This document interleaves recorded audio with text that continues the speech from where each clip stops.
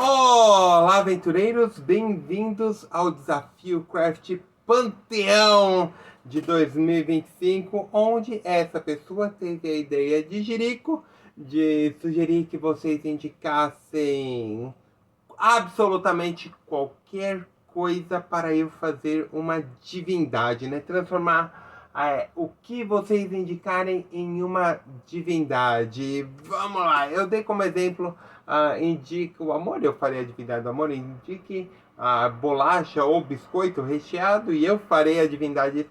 Então foram diversas possibilidades, vocês me indicaram coisas bem diferentes. E minha esposa, que é uma fanfarrã, foi jogando palavras aleatórias, eu acho, né? E acabou caindo uma que ela indicou granito. Então eu tive que pensar em uma divindade do granito. Ai, gente, eu vou falar que eu fiquei por muito tempo pensando em que material que eu ia usar para fazer essa divindade, né? Eu não queria fazer no formato Cubecraft comum, porque se trata de uma divindade, mas eu fiquei meio perdido no começo, eu realmente não sabia que material usar. Eu cheguei a cogitar esculpir um tijolo. Eu acho que ficaria legal, mas eu acho que não daria certo, porque eu não tenho habilidade para esculpir, eu tenho prazo para soltar vídeo para vocês. Então, eu fiquei pensando durante muito tempo em como fazer, né? Como fazer essa divindade do granito e trazer para vocês. Foi bem complicado pensar em como fazer isso, viu? Até que eu tive a ideia de fazer mais ou menos como eu fiz no desafio Craft Lua Cheia, né? Eu fiz uma massa de VA e cobri, né? No caso era mulher ariranha, eu cobri com linha para fazer pelo. Eu achei que deu certo. Tentei fazer isso no granito também. Então olha aqui e me diga o que vocês acham do resultado final. Vamos lá. Aí eu pensei em como fazer, né? Joguei na internet o significado do granito, como o granito era usado, como o granito era feito, como era usado na antiguidade, que eu acho que se você está falando de uma divindade, hoje em dia temos poucas por aí, eu acho, né? Antigamente tinha bem mais. Então eu fui buscar aí significado de divindade, significados holísticos, significados espirituais no granito. Achei.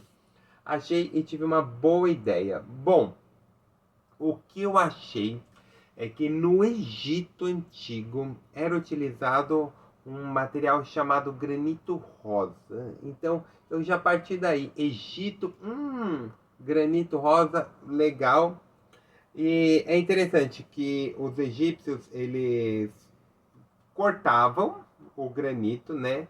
De uma forma bem rudimentar, mas eles conseguiam cortar o que é uma rocha dura para burro. Eles conseguiam cortar essa rocha e eles levavam de um lugar para o outro através de rolagem de tronco. Eles colocavam em navios. Gente, pensa no navio para carregar uma pedra de granito, assim, que é uma bagulha pesada para bexiga. Então, eu parti daí, né? Pronto, tinha aí uma cor, né, que eu poderia utilizar, o granito rosa, que seria mais ou menos puxado para um vermelho rosado mais escuro. Eu tentei utilizar uma cor aqui que eu comprei ela como púrpura, então eu parti do púrpura, mas quando eu pintei, eu achei que eu não precisava da outra mão, né? Eu ia usar essa cor como base. Eu achei que não ia precisar da outra mão de um tom mais avermelhado. Eu ia misturar essa cor com vermelho. Mas eu gostei de como ficou, eu achei que ficou parecido com o granito utilizado lá pelos egípcios, deixei. Mas eu quis dar um up aí, né? Porque não basta fazer o o granito bonitinho, eu quis dar um up, porque se você pegar esses granitos utilizados para fazer pedra de pia, pedra de áreas molhadas da casa, você vai ver que ele é bem polidinho, assim, né? Os egípcios faziam hieroglifos no granito. E eles deixavam bem cru, digamos assim, né? Também não sei se não tinha tecnologia o bastante para dar aquela polidez bonita, né, que temos hoje. Então eles usavam. Então quando você vai procurar granito rosa Egito, joga aí no Google, você vai ver que existe é bem rudimentar, como se fosse tom de areia mesmo, né? Como se fosse areia, aqueles hieroglifos, né? Tanto que tem escrituras famosas que foi feito no granito rosa da civilização egípcia. E só para curiosidade, assim, né? O granito é formado pelo magma, né? Pela lava vulcânica extremamente endurecida. E aí dá origem a essa pedra. Mas por que ficar com cor diferente? Eu não sabia por que ficava com cor diferente. Depende da concentração de alguns minerais na região, né? Então, o granito é uma conjuntura de minerais com a lava e a cor é dada pelos minerais da região. Por exemplo, se tem muito quartzo na região, ele fica num tom mais branco, mais incolor, tal. Se tem muita mica, ele fica num tom mais brilhante. E tem uma palavrinha complicada que eu vou ler aqui, que é... Espera aí. Aqui. Feldespato deixa ele numa... Dependendo da quantidade, pode deixar ele numa coloração mais avermelhada, cinza, azulada. Então, ele tem diversos... Dependendo do mineral, ele pega diversas cores. Mas vamos lá. Vamos voltar lá para o Egito da nossa divindade do granito. Então, tinha, sim, essa utilização do granito e eu quis deixar ele mais brilhante. Então, passei goma laca, né? Aliás, eu fiz um processo que eu achei criativo da minha parte. Olha só, vão me dar crédito. Que eu fiz ele, eu pintei e depois eu usei a escova para fazer as pintinhas do granito. Eu achei que isso foi uma sacada muito legal da minha parte, modéstia à parte, claro. Mas eu achei que ficou bem legal, ficou bem divertido assim. Como arma, eu quis fazer, né, uma arma imponente. Então eu quis fazer uma espécie de massa, que é meio lança, meio massa, assim, né? Uma massa bem poderosa que representa aí toda a solidez do granito. E deixei uma ponta que não deve causar muito dano, mas enfim, né? Tá lá de status. Aliás, ele tá aqui, não sei se vocês estão vendo, ele está aqui, parte dele. Vamos lá. Vocês não vão ver porque eu vou cortar o vídeo. Mas enfim. Então vamos lá, o significado do Deus do granito. O granito, ele tem dois significados que são distintos. São dois significados que é muito estranho, né? Porque quando você pensa em uma pedra, você pensa em solidez, em perseverança, você pensa nessas coisas, e o granito vai por aí, né? O significado do granito é sim uma solidez, é uma eternificação, é uma eternidade, que mais? É uma durabilidade, é uma perseverança em aquilo que resiste ao tempo e como é difícil resistir ao tempo. Então, vamos lá. Pera. E tem um significado espiritual, que o granito, ele transcende ao espiritual, né? Ele passa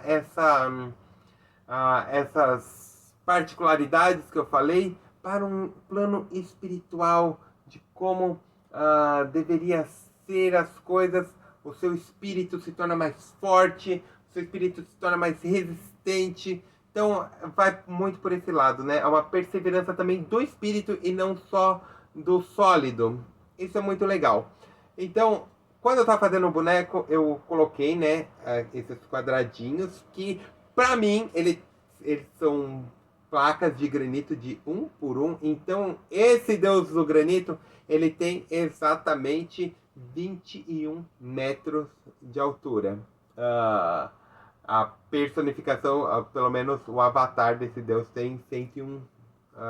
não, 21 metros de altura, né? Então eu imagino ele sentado numa ruína de pirâmide, assim, talvez uma pirâmide invertida no subsolo, sentado em um trono só observando, só esperando. E falar em observando, vocês viram que eu usei ou vão ver ainda que eu usei lantejoula rosa. Eu não queria usar lantejoula rosa, eu queria usar uma pedra rosa, mas eu não achei um brinco rosa para eu usar de olhos. Mas por quê? Eu utilizei o rosa, né? E não fiz os olhos opacos também. Tem aí um porquê. Normalmente